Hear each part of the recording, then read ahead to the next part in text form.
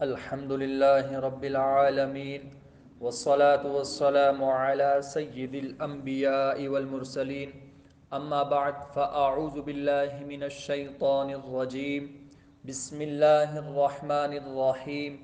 لا ينهاكم الله عن الذين لم يقاتلوكم في الدين ولم يخرجوكم من دياركم أن تبروهم وتقسطوا إليهم ان اللہ يحب المقسطین صدق اللہ مولانا العظیم وصدق رسوله النبی الکریم الامین ونحن على ذلك لمن الشاہدین والشاکرین والحمد للہ رب العالمین۔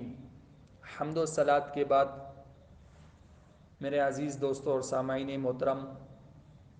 آج کا میرا موضوع ہے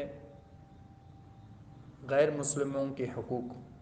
دین اسلام میں غیر مسلموں کے حقوق کیا ہے؟ میں نے آپ کے سامنے قرآن مجید فرقان حمید کے پارہ نمبر 28 آیت نمبر 8 تلاوت کیا، جس میں رب ذوالجلال فرماتا ہے لا ينهاكم الله عن الذين لم يقاتلوكم في الدين ولم يخرجوكم من دياركم ان تبروهم وتقسطوا اليهم ان اللہ يحب المقسطون۔ رب ذوالجلال ارشاد فرماتا ہے جو کافر آپ سے لڑ نہیں رہا اور آپ کو گھروں سے نکال نہیں رہا تو آپ ان تبروہم وتقسطوا الیہم، تو آپ احسان کرو، ان سے انصاف کرو۔ ان اللہ یحب المقسطین، بے شک انصاف والے اللہ کو محبوب ہے۔ اللہ تبارک و تعالیٰ اس آیت میں ارشاد فرما رہا ہے کہ جو کفار، جو کافر ہے، جو غیر مسلم ہے، آپ کے ساتھ لڑ نہیں رہا اور آپ کو آپ کے گھروں سے نکال نہیں رہا، آپ کو ہجرت کرنے پر مجبور نہیں کر رہا، تو آپ کو چاہیے ان کافروں کے ساتھ احسان کرو، ان کافروں کے ساتھ اچھا برتاؤ کرو۔ اگر اچھا برتاؤ کریں گے، احسان کریں گے، تو رب ذوالجلال ارشاد فرماتا ہے ان اللہ یحب المقسطین، بے شک انصاف والے اللہ کو محبوب ہے۔ یہ جو آیت آپ کے سامنے میں نے تلاوت کی، اس آیت کی شان نزول حضرت ابن عباس رضی اللہ تعالی عنہما نے فرمایا کہ یہ آیت خزاعہ کے حق میں نازل ہوئی، جنہوں نے رسول کریم صلی اللہ تعالی علیہ وسلم سے اس شرط پر صلح کی تھی کہ نہ آپ سے قتال کریں گے، نہ آپ کے مخالف کو مدد دیں گے۔ اللہ تعالیٰ نے ان لوگوں کے ساتھ سلوک کرنے کی اجازت دی۔ اس آیت کی شان نزول میں حضرت ابن عباس رضی اللہ تعالیٰ عنہ نے یہ فرمایا کہ خزاع کے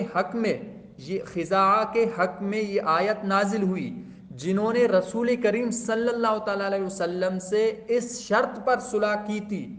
کہ نہ آپ سے قتال کریں گے۔ نبی پاک صلی اللہ علیہ وسلم کو یہ کہہ رہا ہے کہ آپ سے ہم لڑیں گے نہیں، اور آپ کے جو مخالف ہے ان کی مدد بھی نہیں کریں گے۔ اللہ تعالیٰ نے فرمایا کہ اس آیت کے ذریعے سے کہ ان لوگوں کے ساتھ سلوک کرو، اچھا برتاؤ کرو۔ اسی طریقے سے حضرت عبداللہ بن زبیر نے فرمایا اس آیت کی شان نزول کے حوالے سے کہ یہ آیت ان کی والدہ اسماء بنت ابو بکر صدیق رضی اللہ تعالی عنہ کے حق میں نازل ہوئی کہ ان کی والدہ مدینہ طیبہ میں ان کے لیے تحفہ لے کر آئی تھی اور وہ تھی مشرکہ، تو حضرت اسماء نے ان کے ہدیہ قبول نہ کیے اور انہیں اپنے گھر میں آنے کی اجازت نہ دی، تو رسول کریم صلی اللہ علیہ وسلم سے دریافت کیا کہ کیا حکم ہے۔ اس پر یہ آیہ کریمہ نازل ہوئی اور رسول کریم صلی اللہ تعالیٰ علیہ وسلم نے اجازت دی کہ انہیں گھر میں بلائیں، ان کے ہدیہ قبول کرے، ان کے ساتھ اچھا سلوک کرے۔ اسی وقت یہ آیت نازل ہوئی کہ لا ينهاكم الله عن الذين لم يقاتلوكم في الدين ولم يخرجوكم من دياركم ان تبروهم وتقسطوا اليهم ان اللہ يحب المقسطین، کہ رب ذوالجلال ارشاد فرما رہا ہے کہ وہ آپ سے لڑ نہیں رہا اور وہ آپ کو آپ کے گھر سے نکال نہیں رہے، تو چاہیے ان کے ساتھ سلوک کرو اور ان کے ساتھ انصاف برتاؤ، بے شک انصاف والے کو اللہ محبوب ہے، اللہ تعالیٰ انصاف کرنے والے کو پسند فرماتا ہے، اس کو محبوب رکھتا ہے۔ آئیے حدیث پاک کے روح سے دیکھتے ہیں کہ غیر مسلموں کے حقوق کیا ہے۔ حدیث پاک میں ہے، سنن ابی داؤد مشکات المصابیح میں ہے، رسول کریم صلی اللہ علیہ وسلم نے فرمایا، جس نے کسی ذمی یعنی غیر مسلم شہری پر ظلم کیا یا اس کا کوئی حق چھینا یا اس کی طاقت سے زیادہ اس پر بوجھ ڈالا یا اس کی کوئی چیز بغیر اس کی مرضی کے لے لی، تو قیامت کے دن میں اس غیر مسلم شہری کی طرف سے وکیل ہوں گا۔ میرے دوستو، بزرگوں، اس حدیث سے ہم کیا سبق حاصل کر سکتے ہیں کہ رسول کریم صلی اللہ علیہ وسلم نے فرمایا کہ کوئی بندہ کسی غیر مسلم شہری پر ظلم نہیں کر سکتا۔ دین اسلام ہمیں کیا درس دے رہا ہے؟ دین اسلام سے ہمیں کیا سبق مل رہا ہے کہ نبی پاک صلی اللہ علیہ وسلم ارشاد فرما رہا ہے کہ کوئی غیر مسلم شہری پر ظلم نہیں کر سکتا اور اس کا حق چھین نہیں سکتا۔ اگر وہ غیر مسلم اس کے پاس کام کرتا ہے تو اس کے طاقت سے زیادہ اس پر بوجھ نہیں ڈالا جائے گا، یا اس غیر مسلم کی اس کے مرضی کے بغیر اس کی چیزوں کو نہیں لی جائے گی۔ اگر کسی نے ایسا کیا، غیر مسلم پر ظلم کیا یا اس کا حق چھینا یا اس کے طاقت سے زیادہ اس کے اوپر بوجھ ڈالا یا اس کے مرضی کے بغیر اس کی چیز لی، تو نبی کریم رؤوف الرحیم صلی اللہ علیہ وسلم نے فرمایا اگر کسی نے اس طریقے سے کیا تو قیامت کے دن اس غیر مسلم شہری کی طرف سے میں وکیل ہوں گا۔ تو میرے مسلمان بھائیوں، میرے بزرگوں، میرے دوستوں، ہمیں غیر مسلموں کے ساتھ اچھا برتاؤ کرنا چاہیے۔ ہم اپنے کردار سے، اپنے عمل سے ان کو دین اسلام کی طرف راغب کرنے کی کوشش کرے، نہ کہ ان کے اوپر ظلم کرے، نہ کہ ان کے اوپر زیادتی کرے۔ دین اسلام ہمیں ان چیز کی اجازت نہیں دیتا۔ ایک اور حدیث میں آپ کے سامنے بیان کروں، ابو داؤد الجامع صغیر اور صحیح الجامع میں یہ حدیث ہے، رسول کریم صلی اللہ علیہ وسلم نے فرمایا جو کسی ذمی غیر مسلم شہری کو بغیر کسی وجہ کے قتل کرے گا تو اللہ تعالیٰ اس پر جنت حرام کر دے گا۔ اللہ اکبر کبیرہ۔ نبی پاک صلی اللہ علیہ وسلم ارشاد فرما رہا ہے کہ اگر کوئی بندہ غیر مسلم شہری کو جو اسلامی ریاست ہے، اس اسلامی ریاست میں غیر مسلم مقیم ہے، اگر کوئی بندہ اس کو قتل کرے گا تو اللہ تعالیٰ اس بندے پر جنت کو حرام کر دے گا۔ تو میرے مسلمان بھائیوں، کہ ویسے بھی قتل، ایک اور حدیث میں آپ کے سامنے بیان کروں کہ اگر کوئی بندہ کسی کو قتل کرتا ہے تو نبی پاک صلی اللہ علیہ وسلم نے فرمایا کہ ایک بندے کی قتل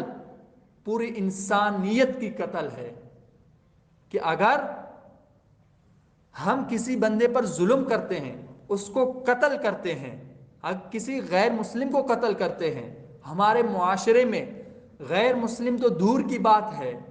کہ چھوٹی چھوٹی باتوں پر لڑائی جھگڑے ہوتے ہیں، تو میرے مسلمان بھائیوں، ہمیں دین اسلام کی دامن کو پکڑنا چاہیے، دین اسلام کی دامن کو اپنے ساتھ لے کر چلنا چاہیے، اور رب ذوالجلال ہمیں دین اسلام کے پیغام کو عام کرنے اور دین اسلام پر عمل کرنے کی توفیق دے۔ ایک حدیث آپ کے سامنے بیان کروں کہ نبی پاک صلی اللہ علیہ وسلم نے فرمایا کہ جو ہمارے ذمہ میں داخل ہو گیا، غیر مسلم ہیں، وہ ہمارے ذمہ میں داخل ہو گیا تو میں ذمہ دار ہوں اس غیر مسلم کے حقوق کا۔ اس حدیث میں رسول کریم صلی اللہ علیہ وسلم غیر مسلموں کے حقوق کے بارے میں فرما رہے ہیں کہ اگر غیر مسلم ذمہ میں داخل ہو گیا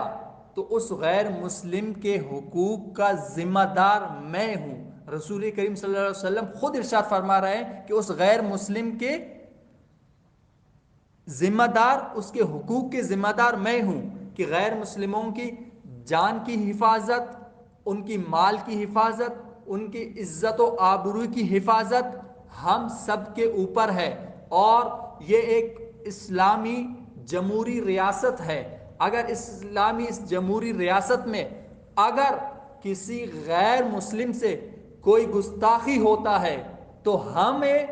دین اسلام اس چیز کی اجازت نہیں دیتا کہ ہم اس کو قتل کریں، بلکہ ہماری شریعت اور ہمارے دین اسلام ہمیں اس چیز کی اجازت دیتا ہے کہ ہمارے ملک پاکستان میں ایک قانون ہے، اسلامی جمہوریہ پاکستان میں اسلامی جمہوریہ قانون ہے، تو اس قانون کے تحت ہم اس گستاخ کو عدلیہ کے پاس لے کے جائیں گے، اس قاضی کے پاس لے کے جائیں گے، قانون کی طرف لے کے جائیں گے، نہ کہ دین اسلام یا اسلامی تعلیمات ہمیں اس چیز کی اجازت دیتا ہے کہ اس کو بغیر قاضی کے ہم اس کو قتل کریں۔ تو میرے بزرگوں اور دوستوں، اگر ہم اس طریقے سے کسی کو قتل کریں گے تو اس سے انتشار پھیلے گا، نفرت پھیلیں گے۔ تو میرے دوستوں، تو رب ذوالجلال ہمیں غیر مسلموں کے حقوق کی پاسداری کرنے کی توفیق عطا فرمائے، اور غیر مسلموں کے جو حقوق دین اسلام نے ان کو دی ہے ان کے حقوق پر پورا اترنے کی توفیق عطا فرمائے، تاکہ غیر مسلم دین اسلام نے جو ان کو حقوق دی ہے ان حقوق پر اگر ہم عمل کریں گے، ان کے حقوق ہم ان کو دیں گے، تو وہ ان حقوقوں سے متاثر ہو کر دین اسلام میں داخل ہو جائے۔ حضور علیہ الصلوۃ والسلام کے سامنے سے ایک غیر مسلم کا جنازہ گزرا، تو صحابہ اکرام کھڑے تھے، نبی پاک صلی اللہ علیہ وسلم کے چشمان مبارک میں آنسو آئے، تو صحابہ اکرام نے عرض کیا یا رسول اللہ صلی اللہ علیہ وسلم آپ کیوں رو رہے؟ یہ تو غیر مسلم تھا، عیسائی ہے یا یہودی ہے، آپ کیوں رو رہے اس کے لیے؟ تو نبی کریم صلی اللہ علیہ وسلم نے فرمایا مجھے اس بات پہ رونا آ رہا ہے کہ یہ مسلمان ہو کے مرتا، یہ انسان ہے، اس لیے مجھے رونا آ رہا ہے کہ اگر یہ مسلمان ہو کے مرتا تو اس کی آخرت اچھی ہوتی۔ تو میرے بھائیوں، میرے بزرگوں، ہمیں چاہیے جو غیر مسلم ہے ان کا دین ان کے پاس ہے، ان کا مذہب ان کے پاس ہے، ان کا عمل ان کے پاس ہے، لیکن دین اسلام ہمیں نفرت پھیلانے کی اجازت نہیں دیتا، دین اسلام ہمیں انتشار کرنے کی اجازت نہیں دیتا۔ تو اس قانون، اس ملک پاکستان میں اگر کوئی کسی سے بھی، کسی غیر مسلم سے کسی بھی طریقے سے کوئی بھی گستاخی ہو تو ہمارا دین اسلام ہمیں اس چیز کی اجازت نہیں دیتا کہ ہم اس کو قتل کریں، بلکہ ہمارا دین اسلام ہمیں یہ اجازت دیتا ہے کہ اس غیر مسلم کو قانون کے کٹہرے میں لا کر کھڑا کرے، اس قانون کو حق ہے، اس قاضی کو حق ہے اس غیر مسلم کو سزا دے۔ تو میرے عزیز دوستوں اور بزرگوں، اللہ تبارک و تعالیٰ کی بارگاہ میں دعا ہے کہ ہم سب کو غیر مسلموں کے حقوق کی پاسداری کرنے کی توفیق عطا فرمائے اور ہمیں ہر قدم قدم پہ نیکی کرنے کی توفیق عطا فرمائے۔ وما علینا الا البلاغ المبین۔